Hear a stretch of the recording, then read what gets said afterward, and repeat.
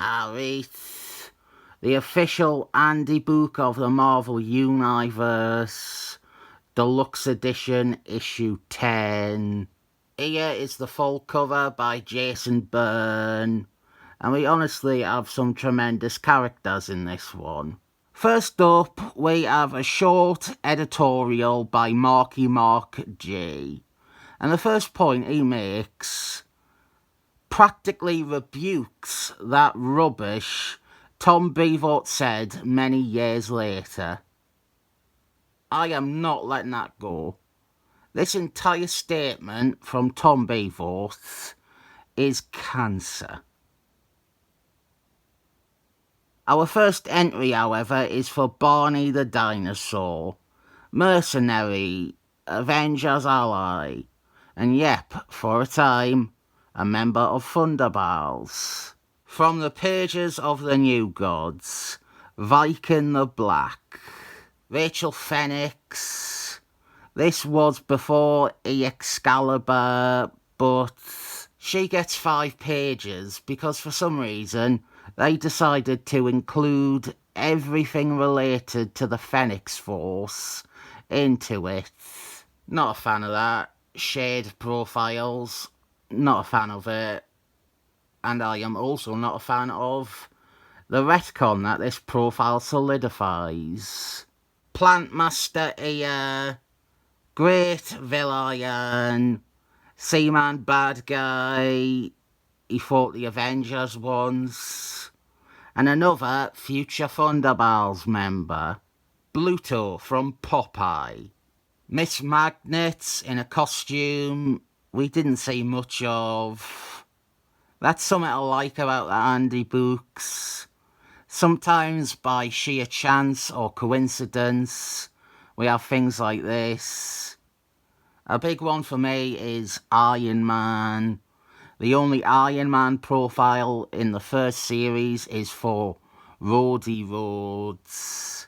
Camo Thorn, the Possessor, one of the old age pensioners of the universe. We have Luke Cage's here, and I want to point out that despite him not being listed as a member on the Defenders profile, his profile lists former member of the Defenders under group affiliation. Power Patch Kids. They're so adorable and precocious.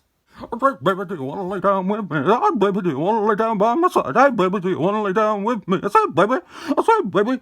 Say, baby, do you want to lay down with me? Say, baby, do you want to lay down by my side? Say, baby, do you want to lay down by me? Say, baby. I said, baby.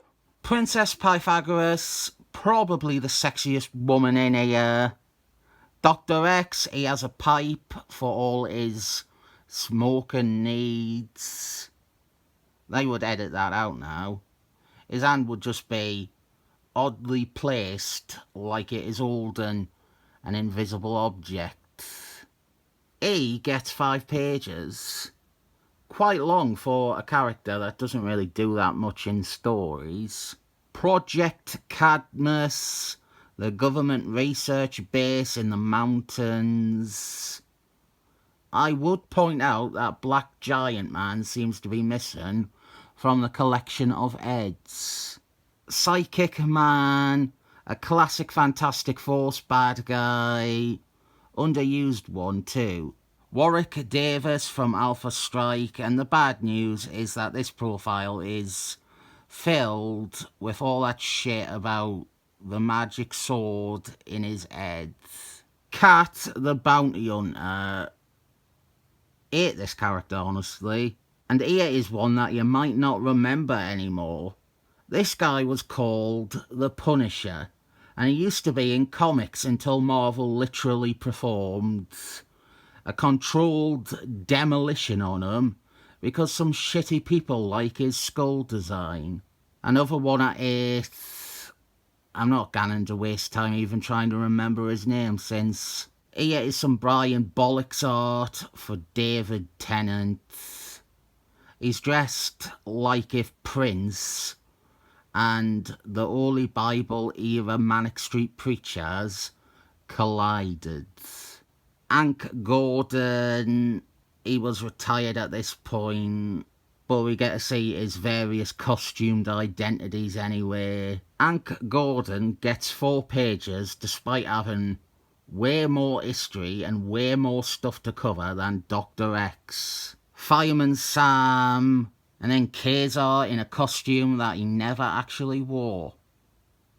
Obviously, you can see a lot of ideas from this design seeped into his redesign when his solo series debuted, but he never looked like this in an actual issue of anything. You know, I just had a thought. I think there are 3 Qs in here, 3 characters beginning with the letter Q. It might be the best letter in this volume of the Handybooks because all 3 characters I like. The Flash being the other one, classic Jason Bernhardt. More Thunderbolts characters, Radiation Dudes. I will be looking at some of his stories soonish. Kronos when he was an Egyptian Oreo and before he beat a woman. Serpent League of America member Rattleman. I don't quite get what allows half these guys to get full profiles instead of shorter ones on a team entry. Rattleman hadn't done anything of note by this point really. Justice for Harambe. Russia Girl from the Defenders, and I consider this one a bit off. She had gotten her nuclear powers by this point, but the profile focuses on pre-transformation. Red Robot also appears in New Thunderbolts. It's Marvel's most controversial superstar. Remember that? Around about 2015, Marvel did a series starring him, and there was some clapback over how stereotypical the character design was. And rather than actually issue any statement about it, Marvel started using that as a selling point and calling him the most controversial Marvel character ever. The series was already cancelled by the time, the 2nd issue actually came out. The reason I picked this issue is because it has an entry for Mark Moonrider from the New Gods. And here is an interesting factoid for you.